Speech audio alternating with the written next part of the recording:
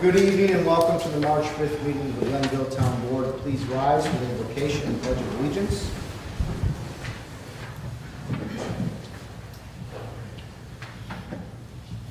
Dear Father, you guide everything in wisdom and love. Accept the prayers we offer for our nation, our state, and our town. In your goodness, watch over those in authority so that people everywhere may enjoy freedom, security, and peace.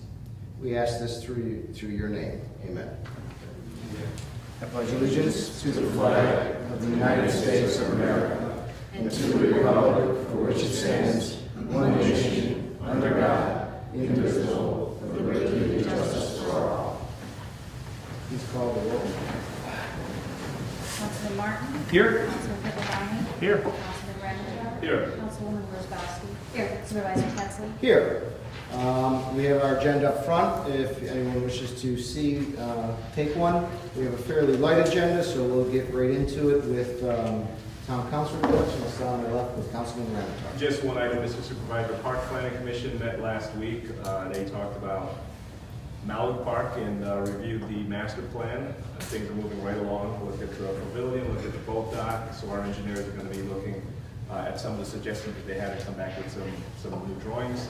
The other item is that we're looking at something a little bit new and different, fitness park possibly between the Y and the and Indian Meadows. So we'll have more discussion about that. And the dog park is pretty much ready to go. Pretty much. On Van Buren? Yes. Yeah, nice. God, we've been talking about that since I was town councilman. Yeah. It's nice. Councilman Rosbowski. Yes, I just have one thing. I attended last week one of the Town Chiefs Association meetings down at Scotia Fire Department. It was the meet and greet for all the fire officers in the town and the chiefs, and it was really a good meeting. They have a new president. His name is Ross Thornhill. He's an assistant chief with East Glenville Fire Department, and they're really a great group of people. If you know anybody that's a volunteer firefighter in your neighborhood, you should just take a moment and just thank them, because they really, all of them and all the people that are in the different ones, they just give so much time and effort. So they're a great group, and they're looking to do some new and exciting things, training and things within the town. So that's about it. We haven't had any snow this week, except for really good dusting. So Yeah. we're good. Thank you. Councilman Martin. Yeah, just from the economic development side, I understand with the environmental conservation committee that the Amador subdivision has been passed on to the Planning and Zoning Commission. So it moved from that committee, I believe, with some concerns and conditions, but nonetheless it moved on. The Small Business and Economic Development Committee is meeting tomorrow morning to continue planning on the Business Development Day, which is Thursday, April 24th. It's going to be at Riverstone Manor. And let's see, the LDC has received its first loan application for loan funds, formally been submitted, and it is in the review process. It's early in the review, but nonetheless it's here. And it's again for Riverstone Manor for some capital improvements to the restaurant facilities there, and creation of, I think, 4 or 5 new jobs. So, and also, thanks to the supervisor and a contingent of volunteers met with Sonic Corporation. Glenville was well represented, and I think my understanding is the only municipality there representing their own municipality. So kudos to us. Thank you. Thank you. Councilman Pillabani. I'd just like to mention that Saturday night I attended a retirement party for Sergeant Tom Rush from the Scotia Police Department, and he celebrated, or they honored him for his over 36 years of service to the Scotia Police Department. So just want to say I wish him well in his retirement. That's for sure. Thank you. We'll move to item number 5, which is privilege of the floor. I have quite a few signed up, so we'll start with the sign-up sheet. If you didn't have a chance to sign up and you still wish to be heard, all you have to do is raise your hand after we go through those who signed up. We'll call you up and you'll have an opportunity to speak at privilege of the floor as well. So the first one on here is Conrad Wilson. Yes, sir. So if you'd come to the podium.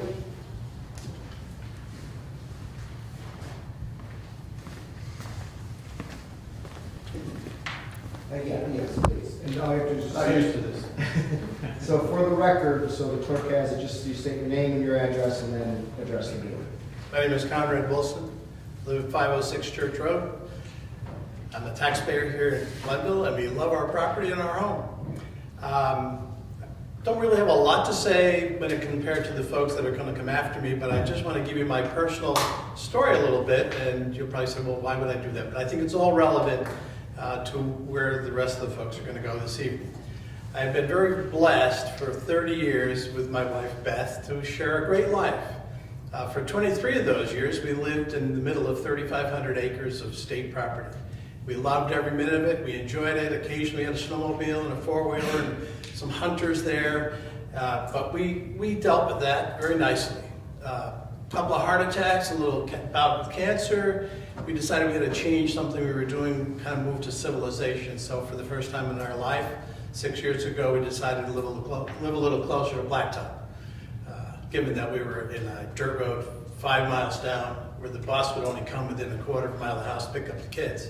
So we were back in the woods. Anyway, we were very fortunate to find this nice house on 506 Church Road. We made significant financial investment in that home, probably well over $30,000 of our pocket money.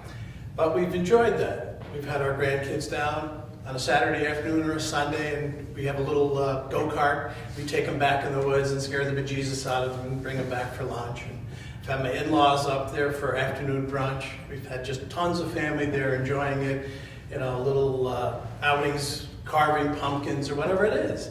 So we've enjoyed every minute of that time spent here. And the two of us like to go out there sometimes late in the afternoon and just enjoy it by ourselves, nice and quiet, got a nice little gazebo. So we're facing the woods there. We live on 7 acres, which happen to adjoin another gentleman's piece of property that will be addressed as we go along. Not too long ago, unbeknownst to us, someone decided to open a shooting range in there. A very disturbing incident for us, because we were sitting out there one day, and for about an hour or even longer, all we could hear was gunshots. Now, I have been in the military. I have been on a tank range. I have been on a machine gun range. I can tell you this action that we heard compared to that, it was disturbing. It was terrifying in a sense, because I was concerned about where were those bullets going? Where were they flying to? It sounded like it was right in my backyard. Beth loves to walk in the woods. She no longer on a Saturday afternoon or Sunday feels that she can walk back in the woods safely when this gunfire starts. She doesn't want to be back there and caught in the midst of this. The grandkids love going back in the woods.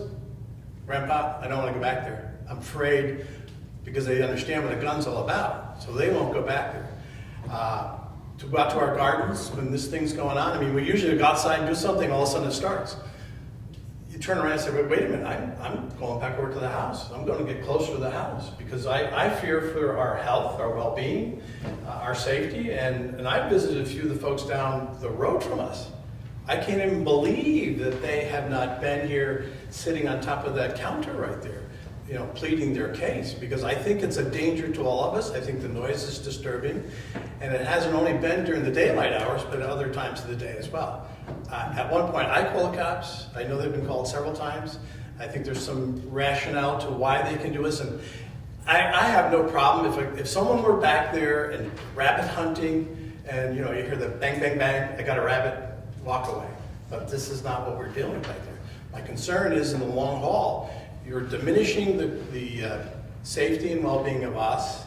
You're diminishing the worth of my property. If I were to try to sell my property on a Wednesday afternoon, someone would say, I love this place, I want to be here. I'll be back Sunday with my wife. If they were to come back Sunday and hear what I hear, they'd walk away and say, I would never buy this house for any price. So in turn, you're reducing the value of my house. You're also going to reduce the tax base that you can charge me, because it isn't worth what it should be worth. So I'm pleading my case to say, I think as board people, you at least give us some guidance as to what we can do to kind of put the kibosh on what's really happening there. I know sometimes we become misguided with our properties, and we want to do all these fun things and just have a good time. It's my property, I'm going to do it. And I appreciate that. But I think what's happened is that someone has been misguided in a sense and not really considering what their neighbors are all about and their ability to enjoy their property as well. So Anyway, I hope that you at least consider doing something to assist us, hopefully kind of determining that this can no longer be, an action carried out by somebody. So, there's my personal story. Anyway. I have one question. What was Sure. the reaction from the police officer when you called him? It was very, he couldn't determine where it was coming from at that time. He was very helpful and very pleasant. We've called him a few times. He had our cars broken into in the driveway. So they're really great guys. They come up, they're attentive. I think the thing he said was, well, if they're shooting and it's over there, they're well within, I'll say 500 yards or whatever the heck it is of your house, and that's the end of the tune. And I can appreciate that. He's following the law as he sees fit.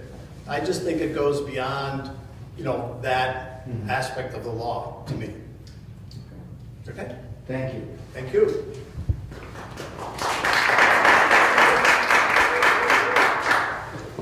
The next speaker is Denise Preston.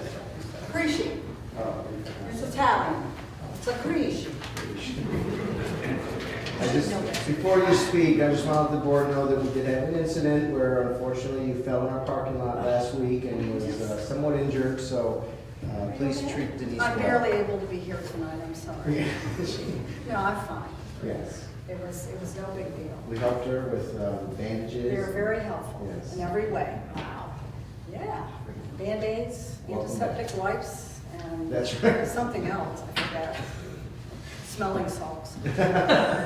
So, but I'd like to thank you for your time, number one. And as you can see, there's a lot of neighbors here, and some couldn't be here. Some will not be able to say anything because of legal constraints.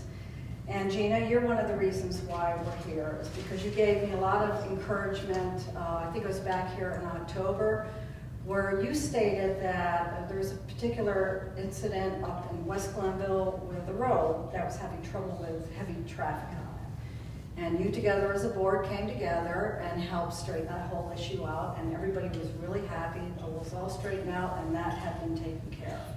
So when I heard you say that, I said, yeah, okay, let's get this ball rolling. So basically, I have given you a copy of what I'm going to read, but I'm going to read it for the record. And you have a copy, you have also a copy of the code, and on the back there's some pictures, and I will get to that.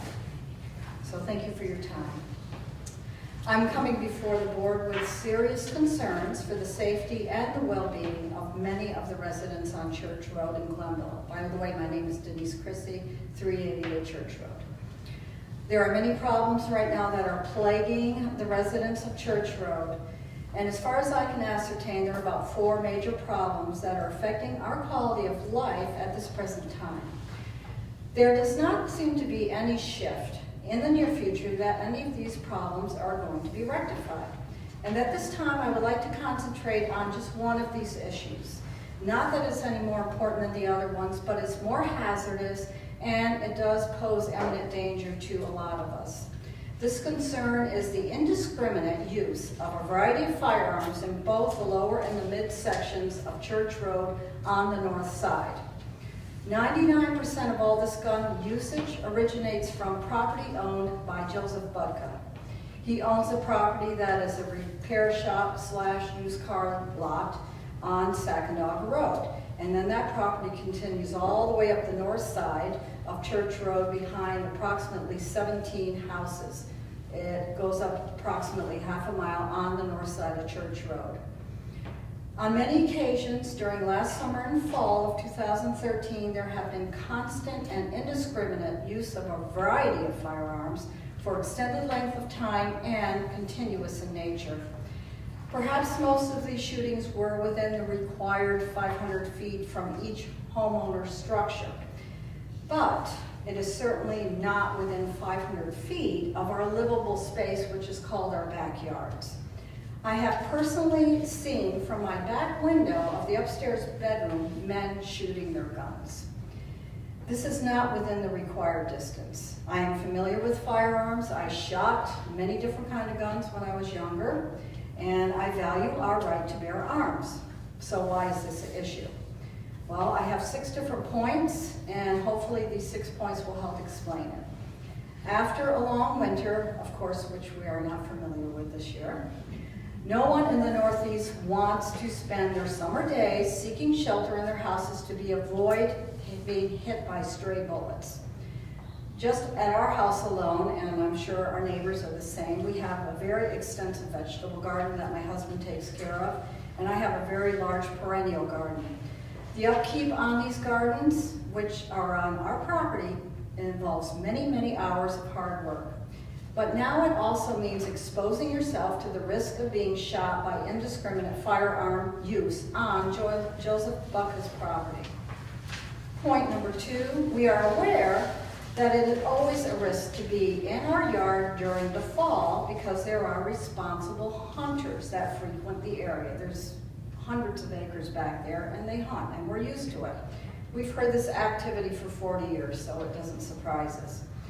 But unfortunately, this is not random hunting that is going on. It is sometimes hours of continuous shooting that is happening yards or feet from our property line.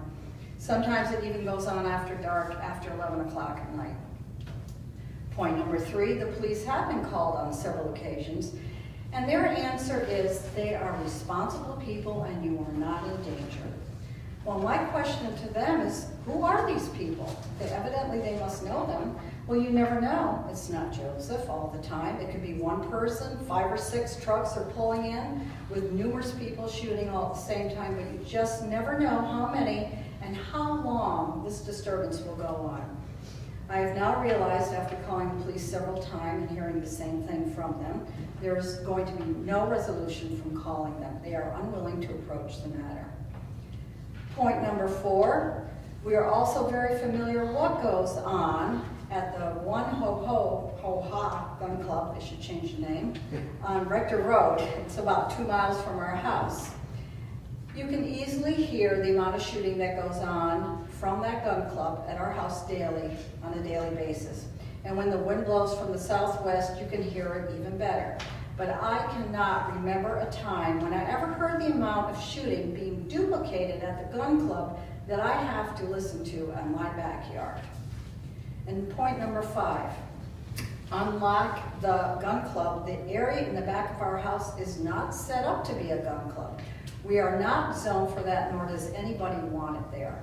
At the gun club, you have huge piles of dense sand to collect all the bullets. Each shooting alley is also surrounded by large piles of sand, with great care taken to protect the members and the residents of that area alike.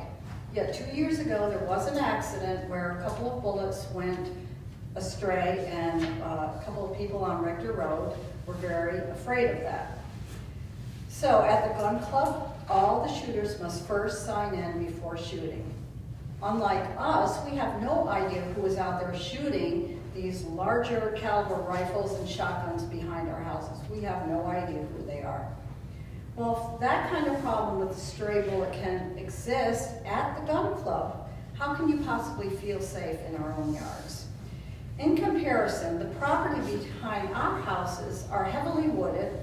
There are many very old stone walls back there that are used to divide what used to be farmland. And some of these stone walls are less than 50 feet from our property line.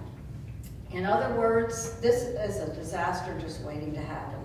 For the poor homeowner who gets shot accidentally, for the stranger who is shooting them, and not to mention the property owner Joseph Bucca. We don't know who these people are, but if anything does happen, somebody's going to face a multitude of charges, as well as the landowner, Joseph, for giving them permission to be there. And point number 6, as well as others, we have lived on Church Road for well over 40 years. And as retirement looms, or already has happened, there's a chance we may be looking to sell our house, downsize, or move somewhere else. How are we ever going to sell our home if a prospective buyer scoping out our property has to listen just for 5 minutes what we have to listen to all the time? It would mean dropping the price of our property just to get rid of them. This also brings up the point that this unreasonable action continues. Our property assessment should be lowered considerably, as this is reckless activity that has definitely lowered the value of our property of living on Church Road. Not only has it lowered the property of our homes, but it's also lowered our quality of life that is so valued in the countryside. This includes supposedly spending peaceful and tranquil time outside without fear of being shot. In fact, as I was proofreading this document on February 26th at 2:45, there was shooting going on right now, as well as on March the 2nd, and directly in back of my house. With all these reasonable and verifiable facts being presented to the town board, I am really pleading with you to act upon these actions that we have to tolerate up to this point.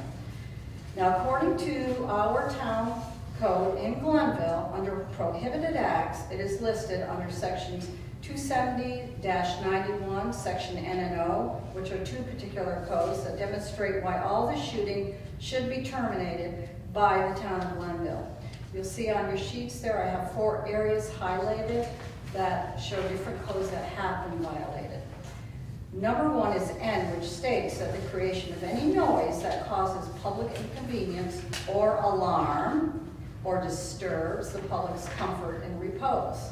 I think there's 3 very good things right there that we can say definitely has to do with this. O states creation of any noise that exceeds 75 decibels at the adjoining property line. There is also section 270-89 and 270-90. Those highlighted areas are when noise represents a threat to public health, safety, and welfare. We all feel that. And 270-90 endangers the comfort, repose, health, or peace of the public. All of these codes pertain 100% to the problem that exists here. There is not one thing there that does not pertain to this. We all fear for our well-being at the sound of these variety of firearms that are used there, which happens randomly at varying lengths of time, sometimes 15 minutes, sometimes 2 to 3 hours, and sometimes several shooters at a time. It truly affects our comfort and causes alarm every single time. The amount of noise when the shotguns and rifles are being used is beyond belief. It feels like a shot is going right through your body because it is that loud. It is because of our town code that the owner of this land, Joseph Bucka, should officially be contacted and told to cease and desist from any further gun use on his property immediately. I am pleading with you as the board and also as Glenville residents who you would not want to live anywhere near this piece of property to put an end to this. You wouldn't feel safe here, and I know you would question the safety of this practice. We are appealing to you to help us with this situation, as Mr. Bucka has repeatedly stated at past board meetings and to his neighbors that it is his property and he will do whatever he wants to, and I'm putting it without certain words in there. And he could care less about what anybody thinks. He has no desire to be a neighbor whatsoever and has no problem doing anything on his property, regardless of how it affects the people who live in and around his property. He has been approached several times about this problem. This is not at all any type of responsible ownership, yet this is the mentality that represents the owner and the people who routinely go back there and shoot. And then we are told not to worry because they're responsible? Believe me, this is of no comfort to anyone. We have asked several times before and told you of our plight here, and we would like to see this resolved before spring weather sets in. And again, we are subject to this nerve-wracking onslaught. What am I supposed to tell my 4 grandchildren who are age 1 to 7 when they come over and are forced to go inside because of the noise and the danger that is posed on them? If the Glenville Town Board does not act upon this request that has been made to them in a reasonable time, I, along with my neighbors, who are all here and some who are not, will be forced to take a step further, and we really are willing and ready to do that. There are so many families now that are united and want to see these infringements rectified. Since Mr. Bucka has purchased this land, there has been nothing but heartache and trouble for all of us. He has no regard for anyone's feelings whatsoever. Church Road used to be a quiet and peaceful place, but because of one person, this whole road has been turned into a war zone. We on Church Road are growing very weary of what is going on. The obvious permit violations at his repair shop / used car lot that have yet to be dealt with, the property line disputes, the constant gunfire, and the bonfires. We have put up with a constant illegal commercial logging trucking operation of D&L that still continues to operate even after the court order directed them to stop 2 years ago. I do think the residents of Church Road have been more than patient with the inability of the town to even enforce its own court orders and code violations. I come before you knowing full well that stating these facts puts my family, grandchildren, and my property at risk, now because of previous actions taken by Joseph Butka. I do appreciate the opportunity that you've given me to voice my opinion. I think it's shared by a lot of my neighbors, and hopefully you will give us the relief that us taxpayers are entitled to. You will also see the last page will have either 2 or 3 pictures on it. The only reason I did that is because at one of the town meetings I was at, Joseph Bucka stood up and said he has never had a bonfire on his property. And that was not forthcoming, or I want to call it a lie. It was a lie. He stated he had never had them, and after hearing that statement, I knew it would only be a couple days before I could see or smell another fire. So I decided to make it official by taking pictures from my property line. I was nowhere near his property. I have a very nice camera that has a good zoom lens on it, and I got the pictures as you can see. He is having a bonfire on his property, using his backloader to actually put debris and stuff on there on this huge bonfire. And you know what? He has no access to any water because he doesn't live there. This is just a driveway, which is 2 doors down from our house. And that's what we have to put up with all the time. It doesn't make any difference what time of day or night, it just happens. Because as he said before, it's my property and I'll do whatever I want. So I'm asking the board to please take action on this as soon as possible and give us some relief from the situation that's going on there. Thank you very much. Thank you.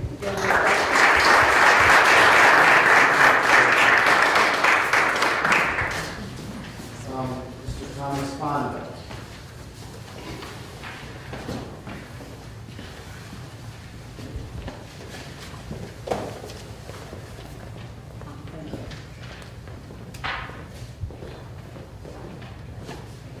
Good evening.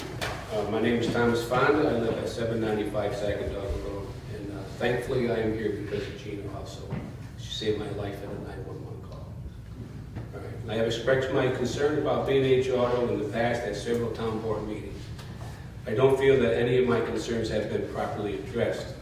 There continues to be more vehicles at that business than what, by town ordinance, should be allowed. This is supposed to be a working garage, not a parking lot. It is unsightly and it diminishes the quality of our residential neighborhood. As quoted by our building inspector in the Daily Gazette on February 21st concerning another property in Glenville, I don't have any problem with what he wants to do, but he needs to follow the rules. And I do not feel this is being done.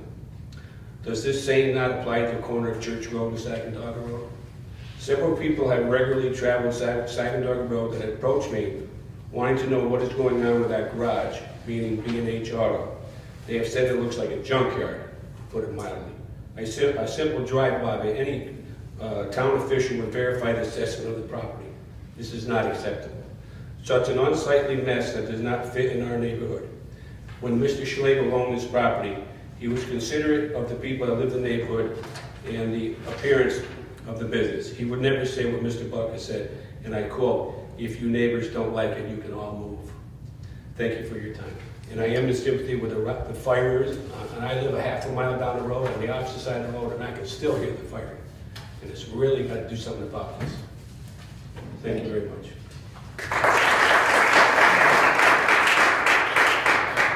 Just by way of update on the garage situation, I think you're all aware probably that it is in court right now, that particular matter. So the town has responded, the town has issued everything that we need to issue, and now they're in court. I believe the last they were in about 2 weeks ago or so, it was adjourned to another date, but it is going, that particular issue is going through the courts as it has to now. I gave Mr. Martin some information on that, Okay. and I appreciate his help also. So in a way, I mean, it's out of our, as a regulatory matter, it's out of the town's hands in that respect. It's in the courts now, so it's not that we ignored it. In fact, we did respond, and that's where it is. Mr. Butka chose to go through the court system. Thank you. Next speaker is Mr. John Reynolds.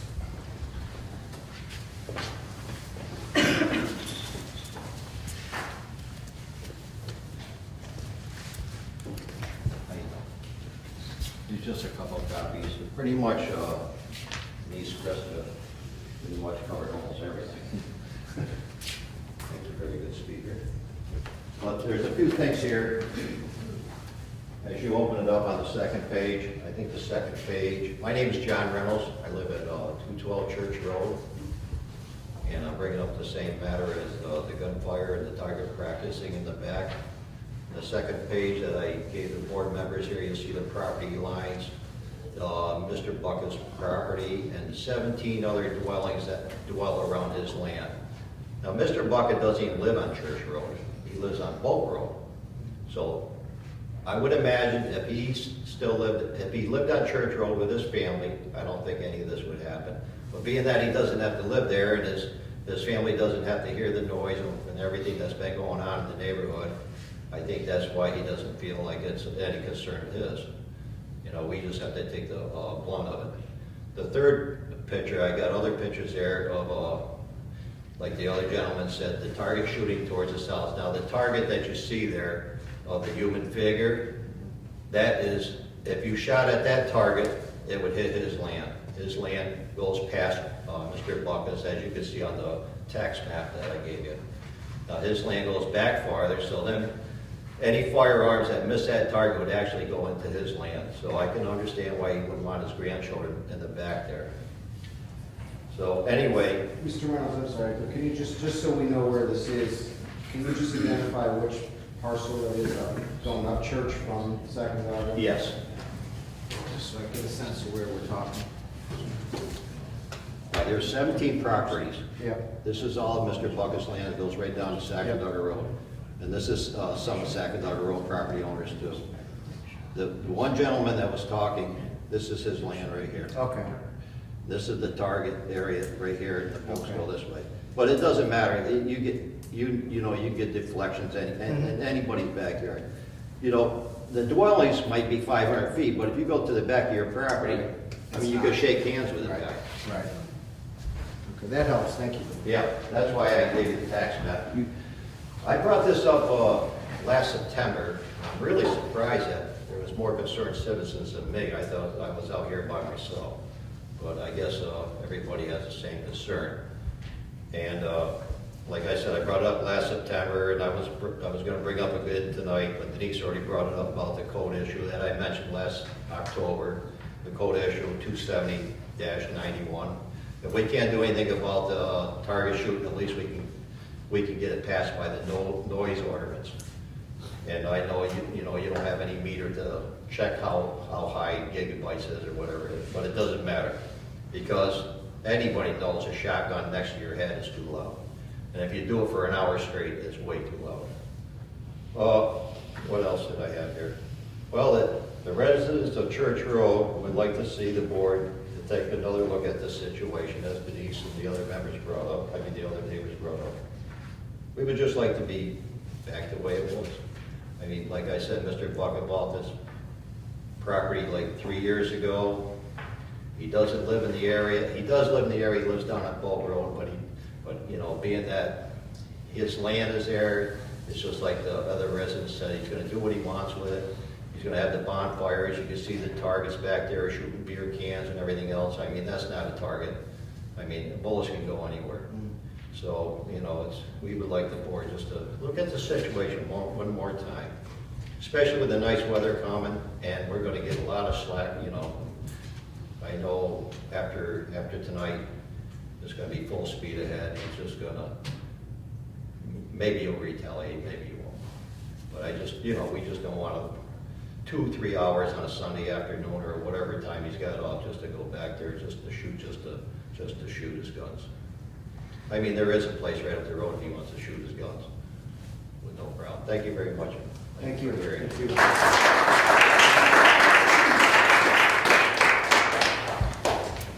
Mr. Edward Wyatt.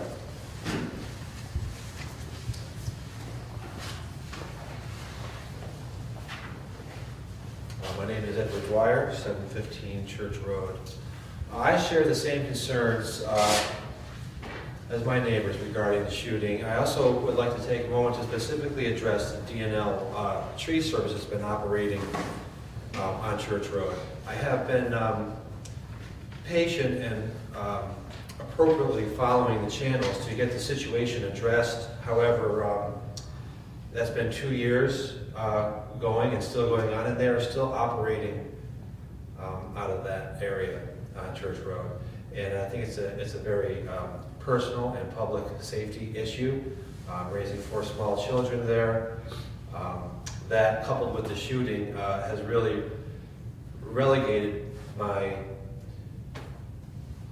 or limited my ability to explore the area with my children.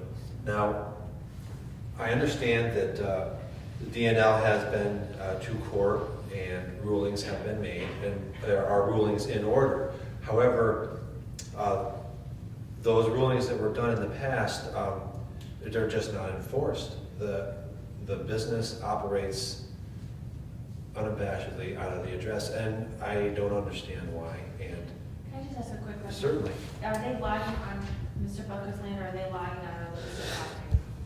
they are logging onto the property and processing that wood on the property at Church Road, which, Mr. Bucker's property? no. This is 728 Church Road, the DNL tree service, which subsequently bringing other issues into mind of public safety, the environment issues. They're bringing in foreign wood and processing it in an environmentally protected area. So there's a host of issues involved. And I don't, as a citizen, as living directly across the street, I don't have any direct recourse to these actions that have been put in place that lead me to believe that the operation is not able to run legally there. However, they still are running, and I don't have any, so what for me, I guess. And that's what I'm looking for, and I wanted to bring up to the board. Mr. Dwyer, on this map, can you just show me where DNL is operating, just so? So this is This is their property here. DNL, yes, this is my property. so DNL is the, yeah. Yes, exactly. It looks sandy. Yes, it is. Yes, and subsequently also, Brent has expressed to me that, his place was robbed or broken into, and pointed the finger over there. Because there's a constant flow of employees and traffic, and it's just not conducive to the property that I have across where I'm raising my kids. They're in and out, and it's not a contractor, with a pickup truck. It's a large operation. I don't mean to be formal, but for the machine to pick it up, you have to speak into Mike, and she transcribes. Well, She's so going to hear garble on her transcription. All right, so, but we have the address, 728, we have Yes, that yes. stated, okay. So, those are my concerns, and that's what I wanted to bring up, and I wanted to get some kind of recourse for that. When you say wood processing, what exactly do you mean? Is it sawing? Sawing, grinding, whatever they do back there, I don't really go back and, it's their property. I can hear the equipment, but the logging trucks come in loaded and leave empty, so I don't know what they do with the stuff back there. They must be making a product of some sort, like chips or something. There's a shop back there, I do know of that. I mean, I have gone back And then, there on adjacent properties. You mentioned court orders. What? Yes, they've been in court several times. We've been led with a string of set trials and no-shows and reset trials Mr. Michael Cuevas has been very involved in that and forthcoming. So from what I understand, is they're not zoned to operate out of there, and they have been fined for it, but yet they still operate in that address. And just so I'm clear in my mind, D&L is separate from Budcut completely. Yeah. As far as I know. Yeah, I Yes. just want to make sure what you're saying. But I do also share the same concerns as the Budget property scenario that I'm witnessing here tonight also. Like I said, I explore those areas also. I have permission from other property owners to explore 100 acres on the south side, 30 acres on the north side, downrange from the shooting thing, which I'm seriously questioning exploring this coming season because of that. I wouldn't be able to live with that. And I don't think any of the citizens or property owners would be able to either. Thanks for your Thank you very time. much. Certainly. Thank you.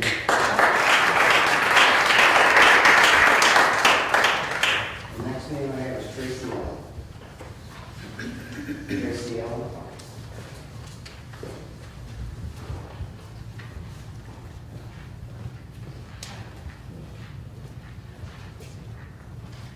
My name is Tracy Allen. I grew up in Glenville. I grew up in Elgin's Place. My husband, Jay Allen, grew up in Woodside Drive in Glenville. We got married, and 23 years ago, we bought what we thought was paradise on 418 Church Road. I live next to Denise, great neighbor. Other great neighbors are here. They've voiced their concerns tonight. We have many, because we are lifelong Glenville residents, we have many family and friends who live in Glenville, who are your constituents, who cannot believe what's going on Church Road, things that you've heard about tonight. And to tell you the truth, I'm really disappointed in myself that it took me this long to come here and tell you and support my neighbors what's going on the road. Until recently, I always felt safe in Glenville. Always. That's why I bought a home here. You hear the occasional gunfire, as has been explained by Denise and others. During hunting season, we can hear the gun club from Rector Road. But last year, it started to get crazy. And I would say it was unsettling, but no, it's not unsettling. It is making me afraid. You have heard the word fear here tonight several times by several of my neighbors.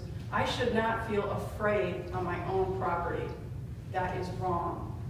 My neighbors should not feel afraid. When we started, I hear that we're supposed to feel secure. That's one of the goals here, right? We're supposed to be secure in our community. We're not feeling secure because of one person. I'm afraid to eat dinner in my backyard. Come on. I'm afraid to hang my laundry out. So is Denise. I live next to Denise. Ridiculous. I have a dog. I'm afraid that my dog's going to get hit. I'm embarrassed. I am embarrassed to have my friends over for dinner because of what they're going to hear. In Glenville, my Glenville friends. This is not unreasonable. My fear is founded on facts, all right? My husband looked this up. A 22 caliber rifle has a killing range of 1.14 mile, right? A 44 caliber Magnum has a killing range of 1.42 mile. As you know, New York State law says he only has to be 500, what is it, yards or something from my house? Feet. Yeah. So I'm not asking you to change the law, all right? But I'm asking you to enforce the codes that make me feel safe in my home, the ones that Denise has brought up. My neighbors are shooting rifles and pistols less than 1,000 feet from my house, toward, in my drive. You saw the maps tonight. And we can see that they're shooting in a direction toward my yard, toward my house. So I have a reason to be afraid, don't I? So I'm asking you to to make sure that those codes are enforced, or perhaps we need to have a resolution, and, that helps us feel more safe in our yards. I ask you to think about your own expectations in your own homes in Glenville, right? You expect to be able to invite people over and have a, picnic outside without being afraid. That's what we're asking you to do for us. We are your constituents. We're asking you to help us feel secure. With rights come responsibilities. And my neighbor has a right to own a gun, and he has a right to shoot the gun. But he also has a responsibility. And as you heard from several people here tonight, his attitude and his behavior shows that he has no concept of those responsibilities. Therefore, we have another reason to be afraid of what he's doing. His behavior has been reckless. I have rights. I have the right to feel safe in my home, and so do my neighbors. So we're asking you to carefully consider this matter and demonstrate up to us, okay, that you're taking this matter finally seriously. Okay? And I thank you for listening to me and listening to my neighbors, and for your actions, which I'm sure are going to address this matter. Thank you very much. Thank you.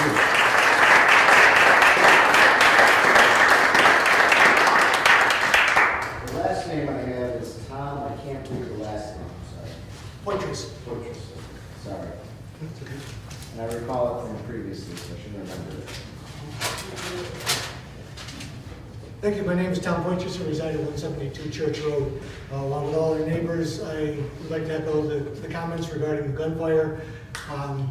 It's ridiculous. I mean, put it simply, it's ridiculous. You've heard comment after comment after comment.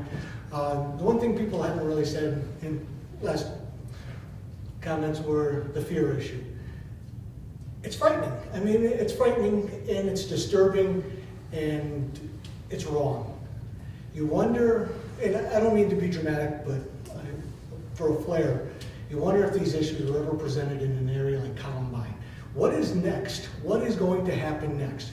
We have a number of neighbors literally afraid to be outside, and we all talk about the errant bullet. There's been retaliation, there's been confrontation, there's been issues with Mr. Butka, and it gets worse and it gets worse and it gets worse. I'm concerned about the escalation. Clearly he has firearms. He's clearly firing these guns as an attempt to intimidate the neighbors. It's frustrating and it really needs to come to an end. Majority of my comments wanted to talk about, so gunfire is ridiculous. The majority of my comments were regarding B&H Automotive. I'm glad to hear that is in the court process. I don't know what that means. I don't know if they are following up on violations. I don't know if the number of inspections are appropriate. The B&H Auto and the appearances of that, it's an eyesore. It's ridiculous. It's unappealing. It affects our property values. There have been vehicles sitting on that lot for a year at a time. You can't tell me that that is a vehicle being worked on. It's a junkyard. It appears to be a junkyard, and there's concerns with having that property in there. We go back to the actual existence of that building or the operation of that business. We believe that the application to obtain the building use permit was done under a false pretense where it was only said that the property was vacant for 11 months. The town did an investigation. I feel that the investigation was lacking, quite honestly. There was an online review of the Department of Motor Vehicle records. There was no actual inquiry in the Department of Motor Vehicles to determine whether they had issued, and the Department of Motor Vehicles issues a license for a 2-year period for every auto repair business. There was no inquiry by the town to determine if that licensing had expired, if there was an existing license during the period of 11 months or prior to the 11 months. That was missed. There was no interview with Mr. Schlegel, the previous owner, who is still a resident of the town of Glenville, to determine when he sold business or when he stopped operating. He was the owner of the business. He could have clearly provided you the information necessary to determine if there was an auto repair business within the 11 months prior that Mr. Butka indicated on his application. Those two things I think are glaring omissions in the investigation and should be reevaluated. That's it. I mean, B&H Auto Group is an eyesore. It's a junkyard. It's inappropriate. I don't believe it's operating legally based on the application that was submitted. the gunfire. You have an issue on Church Road. I think you realize that tonight or have realized in the past. We look to you for guidance. We look to you for leadership. You are our council. We hope that you will take this matter seriously and provide us some relief. Thank you for your time. Thank you. Anyone else wish to speak tonight, or wish to be heard on that matter, or any matter actually? Seeing none, the floor is now closed. I do just want to say to you, because there's a few things brought up tonight that I know the board, I won't speak for the board, but I know the board takes this seriously. And in my time as supervisor, I think of all the issues that come across my desk, it's the neighborhood disputes that trouble me the most, because they really affect quality of life. They affect every day how people enjoy their home and the property. And it is such a good town. And this is troubling. And I think last time some of you were here before talking in October, and I said it was very troubling for me, and it is. And a little bit frustrating because from our point of view, at least what's going through the courts now, it's out of our hands. What you spoke about, sir, I had a brief review of it too, and I'm a little troubled as to how the whole thing happened. And I wasn't here, so I don't know what's right or wrong, or who did what or who didn't do what, but it seems a little bit troubling. That's for the courts to decide now, and that's where it is. But, what I'll do is, tomorrow I'll talk with the police chief, I'll talk with our town attorney, I'll talk with our code enforcer. We'll get together, we'll look at these issues. You've pointed out some of the codes that we should be looking at. I know just in other applications of that code, it's been problematic in other areas of the town as far as measuring the decibels and what that really means. I believe, essentially a lawnmower running could be in violation of a noise ordinance, and I know there's some issues with application, so I'll talk to unfortunately our town attorney couldn't be here tonight, but I will certainly get with the staff tomorrow and review what we went over here tonight and get a response from the town. I can do one of two things. I can take, if you want a point person, I could take your email or phone number, or you can fill out a sheet with all your emails, or so we can be in communication. I can let you know, what the staff is doing on this matter. But you could go to the town website and get my email, was right there, or any of the board members' emails, and start the email chain that way. But let's figure out a way to communicate on this, because we'll get at it and see what we can do within the power we have. We'll react. I would say I think the board is interested in seeing that. I heard three separate, distinct issues. We have alleged violations of the auto repair and parking of junk cars. We have the firearm discharge, and we have the processing of wood by DNL Tree Service. Yes. The first one is in the courts. The auto? The auto, yeah, is in the courts. Right. Now, I can say, and I think I said this to Mr. Fond in the past, that I used to be the director of a municipal code enforcement office. So I dealt with this stuff all the time. There's limits as to what can be done. It's through the courts. We have no police power. Zoning does not constitute a police power, but it can be dealt with through the courts. And if there's been violation of a court order, that's particularly disturbing, and the judge will not be happy about that. Absolutely. He does have police power. Right. And the firearm issue, I mean, I can understand that being a fearful situation. And I think this needs to be dealt with very seriously, and we follow through with all means and at our disposal. I agree. I just want to add to that too. We're all parents here, and I agree with you 100%. So we're going to do what we can, but we're limited to what Chris is going to do based on what the law says. But again, we are concerned. Don't think that we're not. I'm going to tell you what, if someone was doing that in my backyard, I'd probably get locked up. But we've got to follow the law. We've got to follow the law. So we are concerned, but we've got to do what's right. Thank you.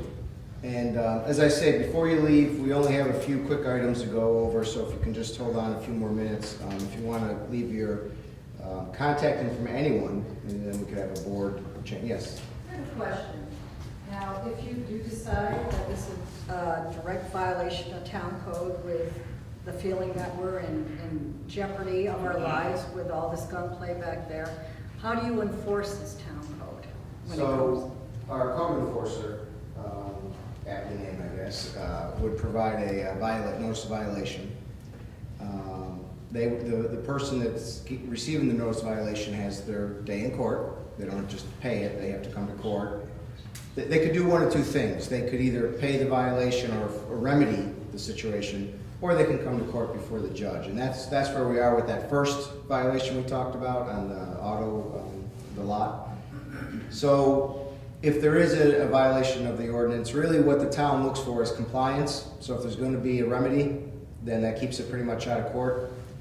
But if the defendant decides to plead their case to the judge, then it goes to court, and then we have a longer process, unfortunately, at play, which we're seeing with the auto.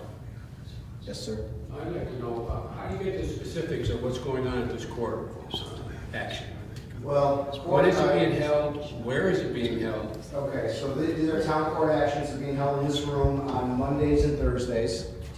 I'm sorry, Tuesdays and Thursdays. If you want to come to the zoning stuff, that's Monday. But Tuesdays and Thursdays, you could get a court calendar, so you from our court clerks, so you know if it's on the calendar or not. The case, it'll be listed on the calendar. I think it was just here 2 weeks ago or so was the initial appearance, and then from there, the attorneys set their dates and do their discovery and all that kind of stuff. But you would want to interact with our court clerks. Gretchen or Joelle can help you with when that case is going to be heard.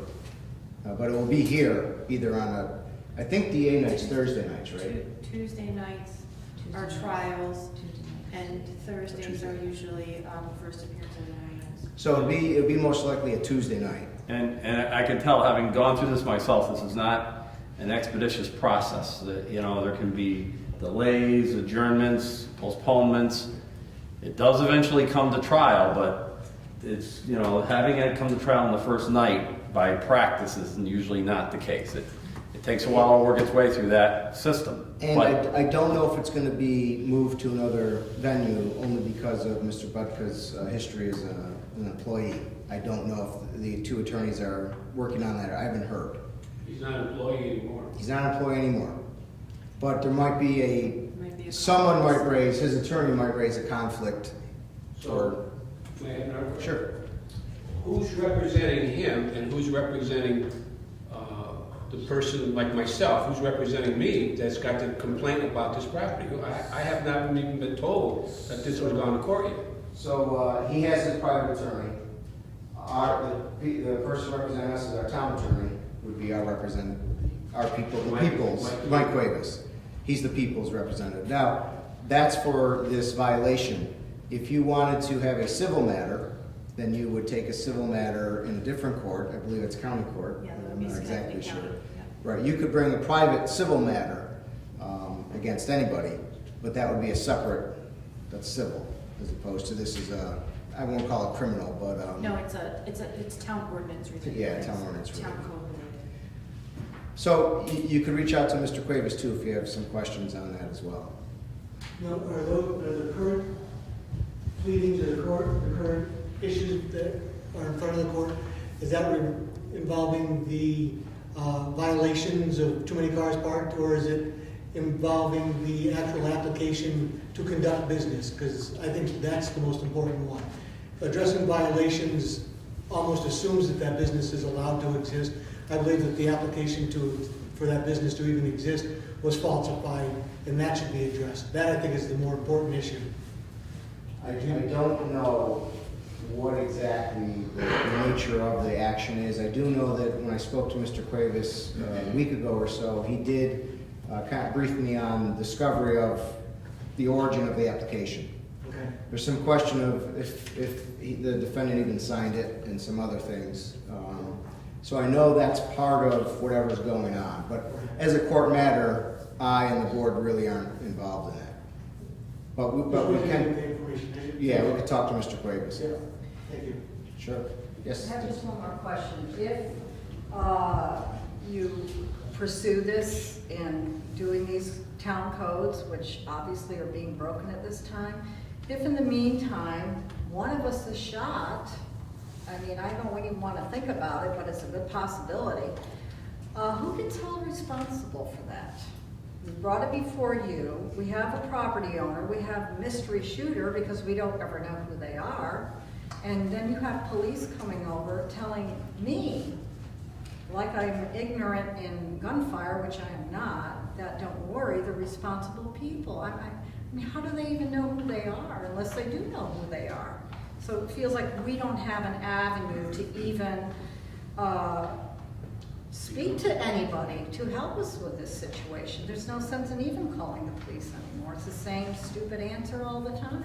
The irony here tonight is that Mr. Davis asked if he could be excused tonight. I said, well, the agenda was pretty light. I don't think we need you, but it turns out we actually could have used him. I try to, he accuses me of practicing law without a license sometimes because I like to pontificate about things, but I can't answer that question. I mean, obviously the shooter's held responsible, the property owner's held responsible. I don't know if we'd have an action against the town or not. You know, I don't know if the town is reacting in the way that it can, as Councilman Ramatar mentioned. We have, and Councilman Martin, we're doing what we can within the parameters of what we have to work with. So I don't have an answer to that question, but. Well, hopefully this is done really quickly. Oh, yeah, I mean, I want him notified that this is not going to be tolerated anymore. We just don't have a life in our properties anymore. I will talk with all three of the people, the chief, the attorney, and the code enforcer tomorrow, and get a sense of what they're thinking about this as well. Okay, I definitely will leave my email as well as anybody else who wants to, if you would notify us as to what's going on. Absolutely. If you could give it also to the town attorney, and he can notify us also about what's happening with the other situations. Absolutely. Okay. Perhaps another code needs to be added to the town code to address our issue.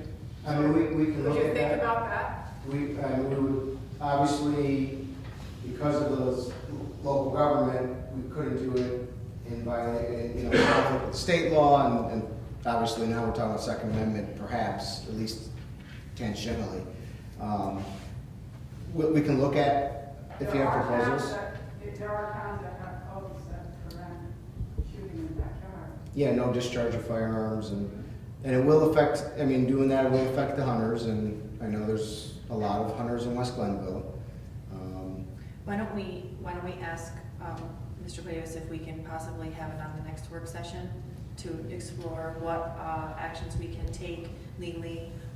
It sounds like the whole discharge of firearms is an issue. I have no idea what the regulations are with regard to personal discharge of firearms, what constitutes a firing range, how, if there's guidelines on how, if you want to discharge them on your property, how it has to be set up, how you measure it. Yeah, see, that's what I'm going I in really my have, mind. I have no idea, and honestly, if there are allegations, I feel like we need to try to investigate where is a shooting range, where is he shooting? I mean, I have no idea, and I know you all know, but for us to be able to do anything, then we have to do our due diligence as well, so that it's done from, you know, in the proper way. I will say 500 feet seems incredibly close. Sounds Well, like- yeah, and then I'm seeing in this one picture, there's a pallet up on its side with some tires stacked behind it as a buffer. I mean, Yeah, and that's kind of. that, you know, we can preserve Second Amendment rights as long as there are certain safety parameters established, I would think. Yeah, I guess what we have to do is maybe, a good idea, Councilwoman Nadowski, is have a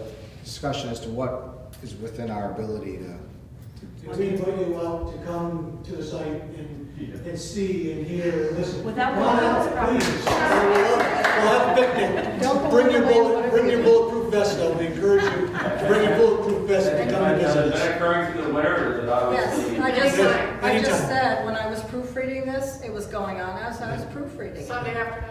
Yeah. Yeah. So, Midnight, it happens at midnight. Just to add to what we were talking about here, this is the first time I'm hearing about this. So I heard a couple of you say that we've heard of it, we've known about this.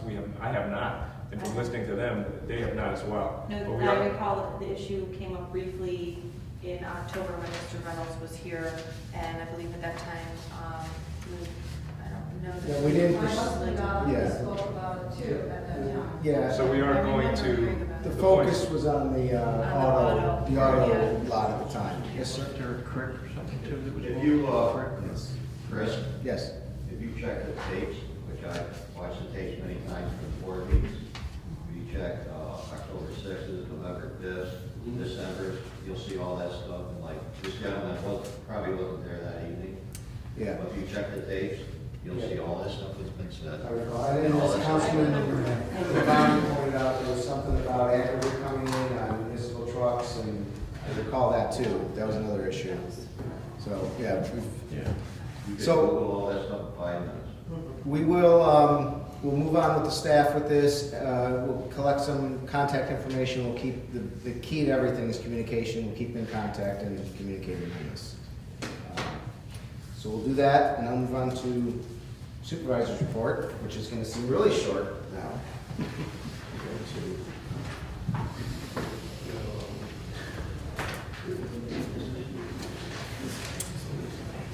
So just some quick updates. I was going to say that the supervisor reports are getting more lengthy because the supervisor's doing more since it's been full-time, so you would be disappointed if it wasn't lengthy at this particular juncture. But just give you some kind of brief updates with what we've been doing. I, along with members of the Wellfield Protection Committee, met with the DEC Monday. We spoke to the DEC about a number of issues here in the town. One of them is the possible siting of the possible sewer plant with Scotia and what's going on with the consent order with the city of Schenectady on any new development. So we had a productive discussion on that. They briefed us on the oak wilt, as I think you all know that oak wilt is back in Glenville as it was a couple of years ago. It's in the Glen Oaks neighborhood. They provided us with a map of the area that's affected and the trees that are going to, the specific trees that are going to come down and how they're going to dispose of those. So we talked about that. And we had a nice discussion on the Amador project in relation to the wetlands and what's actually possible and not possible with infrastructure being located through those wetlands. So we're having some particular issues on that right now. And of course, just on the Amador project, we've been in contact with many of the neighbors, and particularly Glen Oaks, but also in Indian Hills, on the traffic, potential traffic flow into those neighborhoods, and working with the county on trying to find other ways of moving traffic onto either Baldwin or Spring. But it's very difficult based on where the wetlands are, and it's very difficult based on sight lines coming out where they can come out for safety as far as what the county is concerned. So we continue to work with the county on that as well. Jason sent you financials, I believe, and we're not going to go into financials tonight because usually I like to do that at the end of a quarter. But I do want to just bring up two cautionary notes that you'll probably find in there. Our mortgage tax revenue, which is one of our main streams of revenue, is way down this year. It appears that we're going to miss our projection, perhaps even by 6 figures, as much as about $100,000 in revenue in that line. Just to give you some quick facts that Jason put together, we're 5 months into the mortgage tax year, and we're tracking below budget. Even though we budgeted a 16% drop from our 2000 actual revenue, because we knew we were going to take a hit this year, we knew the market was going to slow down, but it's slowing down more than we anticipated. February of 2014, in fact, was our worst month in 38 months, 38 rolling months. And that's as far back as the data goes, so it could be the worst month even beyond that. Barring any type of turnaround here in March, a March miracle, the 6-month period from October 1st to the end of March will be our worst 6-month period since 2003. And again, that's as far back as the data goes. It could be even worse than that. The end of the refinancing seems to be driving the mortgage slowdown. Jason did some research. The number of deeds filed in Glenville in the past 5 months are actually up 12% from the prior year, but the number of mortgages are down 32%. So it's not just Glenville. It's really happening across the entire county. The county, all towns are down 32%, so it's not just us. We budgeted $675,000 in 2014, but could end up, like I said, about $100,000 below that. We earned at least $625,000 in 10 of the last 11 years, but we probably will not hit that in 2014. 2014. So that's just a cautionary note. Other towns, we can, don't have to go into now, but are in the same exact boat, same exact numbers. The tax cap is another cautionary note I wanted just to talk about briefly. I've done it before, but we're 7 months into the cap year, what they call the cap year. And as it stands now, the 2015 cap will be about 1.42%. It's very unlikely that it will get to the 2, and it probably won't even get to the 2014 base of 1.66. 1.4 means $123,000 of new spending. You know, our health insurance typically goes up close to that. Alone, retirement will probably be somewhere, based on how the stock market's kind of pulled back a little bit. We might be seeing more increases in our contribution there. And we still don't have any of the 3 contracts settled. So we're looking at increasing spending by $123,000. It looks like we're going to be very, very pressed against that cap. And so those are just some concerns we wanted to raise on the financials. We met with Metroplex last Friday to discuss some economic development projects. We should have some very good news, I hope, soon. I know Jim, as the economic development liaison, has been somewhat involved in that. We discussed, as we're going to take up tonight, a call public hearing to abandon Avenue Y, and that's for economic development purposes in the technology park. And we discussed Metroplex's support of the lighting district. It looks like we're getting close to getting some more site support for a lighting district out here on Town Center. Kevin and I spoke with the DOT regarding the sidewalk project, which is going to start this late summer, early fall, depending. The town they're asking the town, so as you know, this sidewalk project, they're doing everything north of Glenridge, both sides. Anything south of Glenridge is not in the project, so we would have to do that ourselves, but they'd be willing to do it as they do their work, so it'd be a lot cheaper for us to do it with them. But it does mean it's $88,000 in new spending for us to do it. So we are talking with DOT about that and how we can hook up the entire district. Has a sidewalk. Target does have some responsibility for the sidewalk in front of First National Bank, so that's about $29,000 of the $88,000, and the rest. But it's not that easy. Apparently, they weren't required escrow, so we're going to have to collect on a debt that they weren't required to bond. So we're going to have to work on that one. But we're working on the sidewalk project. It's going to start again hopefully this summer. Speaking of lights, we spoke to Target about why the lights aren't on in front of their property and up Glenridge Road, which they're responsible for. We've been talking to them for a long time on this, and they're still not on. So we're getting a little bit frustrated, but we seem to be making progress. They've hired an electrician, and I don't know why it's so hard to turn lights on, but we're working on it. Now that we get to daylight savings hours, now's the time we're going to put the lights on. Last Tuesday, we attended the CEG lunch with the Association of Towns, went over the legislative agenda. A lot of what was talked about was the property tax freeze proposed by the governor, and I think you saw in the paper that everyone's pretty much coming out indicating that it's a flawed proposal. It's an election year giveaway. It doesn't do anything to save costs. All it does is put all the responsibility on the municipalities. It doesn't provide any mandate relief. And we're not very happy with it, and we've been letting our legislators know that. We had a meeting with a local property owner to discuss potential use for his newly acquired property. There's some potential new use coming into some of these properties that were sold at auction, and so there's some hopefully positive news coming there. We did have an opportunity to host the Boy Scouts for a tour, the 7-year-old Boy Scouts, and we actually had an arraignment during the tour, and they got to watch the arraignment of someone who shoplifted in Walmart live, and it was a real lesson for them. And it was a good opportunity for our police officers to have a positive interaction, talk about, you know, when you do shoplift, there's going to be consequences to it.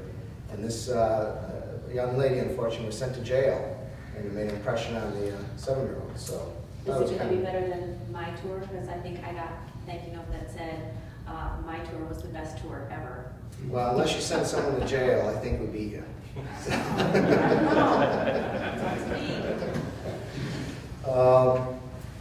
Last Thursday, I attended the, what they call now the UMAC, the Unified Military Council, meeting at the Waterview Arsenal to discuss two things. First of all, the impact of the pending military cuts. As we all heard, they're looking to cut the military. What's that mean for the 109th and our naval facility right here. And then we talked about the 109th is going to start a fairly large restructure project of Maple Lab entrance on Ronald Reagan Way there. This is going to be a significant change to Maple Avenue. So this is how Washington works. So I'm sitting there, on one hand, they're talking about maybe we're going to be closed, but right now they're giving us $14 million to redo our front entrance. $14 million? Well, I don't know. It's something like that. It's a pretty significant. And I said, well, is that a great sign that you're going to stay here? And they're like, well, no, not in Washington. One hand doesn't necessarily know what the other hand's doing. So, but they're going to, for security, they're going to move Maple Avenue, actually, further out, and they're going to bring Ronald Reagan Way much further down. So it's going to be quite significant. Tommy has the maps, and he can show them to you if you're interested, but that's going to be a fairly large project. When's that going to start? I'm not sure, I don't know what the start date is. Tommy is talking with them on it now. I had my UCC meeting last Thursday. We'll be seeing a budget. Okay, so this one gets a little squirrely too. So they tell us that our dispatchers are going to be gone by Memorial Day. So when you back up the process on the financing of this thing, the county legislature has to adopt the budget in April, which means this board has to adopt the budget in March, which, by the way, we're in March and we haven't seen the budget yet. So I am being asked to go out to the March 20th meeting to adopt a budget that I may not see until March 20th. And I said, we can't do that. We're going to have to see the budget. The board's going to have to look at the budget. And we meet on the 12th, and we meet on the 19th is the last opportunity, so we better have it by the 19th. So I'm hopeful to have that budget in time for the board to review it before we're actually asked as a committee to vote on that budget. So we would vote on it, the county ledge would vote on it, and then we would have to make some amendments to our budget after that as far as collapsing the dispatch line and putting in the new county line. But we don't have, there's no labor agreement yet, and there's no budget, so we're gonna have to go on some assumptions. So I'm fighting to get it by the 12th so we can discuss it and have some time with it, but we may not see it till the 19th. So stay tuned on that one. As Jim mentioned, we met with Sonic. I think there's some really positive things in that meeting. We've exposed that there's some things that we might be a little bit lacking competitively on, and that's generally traffic count. But I think, yeah, we're working on it. I keep driving my car up and down for this but I think there's some things that I think showed them that had some positives. You know, the meeting started with, she kept calling us Melville. So, you know, I had to help her understand we're Glenville. But after that, I think they started seeing some of the positives of the community. And I think we're in good shape, but we'll see where it goes. At the staff meeting, you might have heard, well, at the last meeting, I think we had folks present a petition about the Old Dominion lighting situation. Paul has been involved in that, and he's working with them. They're putting balusters or some sort of dimming device on there, hoping that will work. They're testing that right now, just so you know where that stands. It's not being ignored. They're working on it. And the response to the traffic study letter that I sent on behalf of the Oak Hill residents to DOT about the problems in front of the car wash. The gentleman that has to respond to it is out on medical leave. We're not getting a favorable, though. Kind of the quick response was, you know, we're probably not going to do anything there. So Jim and I have been talking, and Jim's going to give us some ideas of how to reapproach DOT on that.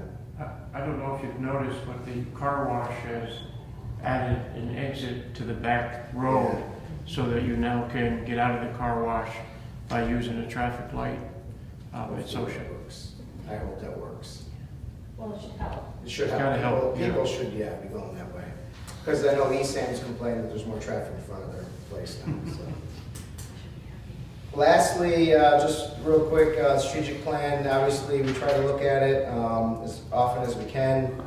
With the end of the quarter coming up at the end of the month, I'd like to take the opportunity at the next work session to kind of go over where we are with it, what we've done. Actually, there's quite a few of the initiatives that have been started by staff. So we'll get an update as to how we're progressing there. That's all I have. I have a question. With regard to meeting with DEC, and the Welfare Protection Committee, did you touch at all on the mining permit renewal? So, good question, that was the other item. So apparently when you go for a renewal of a mining permit, DEC is not allowed to place any other restrictions on that permit. All they can do is straight up approve it or deny it. They can't open up other actions. It seems like someone from the mining industry wrote that law, And it it's New seems. York. Yeah. That was very strong lobby. Yeah, it seems it.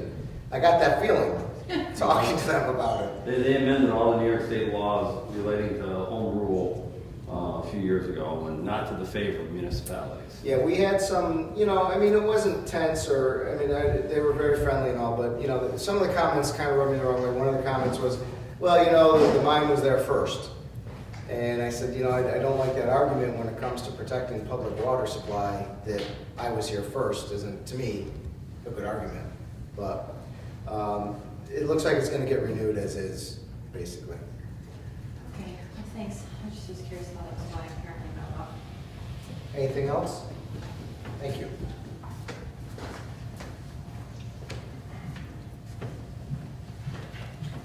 Okay, so back to the agenda. We have a resolution 7, scheduling a public hearing for Wednesday, March 19th, to hear anyone interested in any respect with the Amador construction regarding waiver of street width. Do I have a motion? I'll move it. Do I have a second? Second.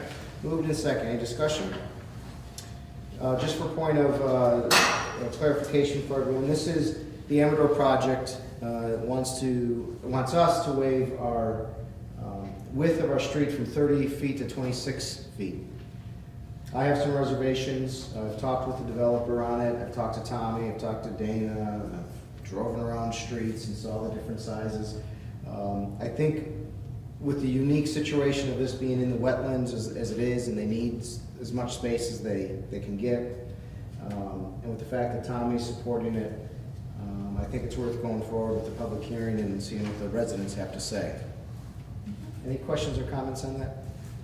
Seeing none, please record the vote. Councilman Martin? Yes. Councilman Catalani? Yes. Councilman Ramichardt? Yes. Councilwoman Wozzachowski? Yes. Supervisor Capson? Yes, resolution passes. Next resolution, Resolution 8, scheduling a public hearing on Wednesday, March 19th, to hear anyone interested respecting the conveyance of Avenue Y to the IDA. Do I have a motion?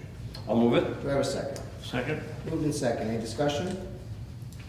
This again, I think, it's not on the map. So Avenue Y is a road in the technology park that goes to nowhere. It's not a there's no real public interest in the road.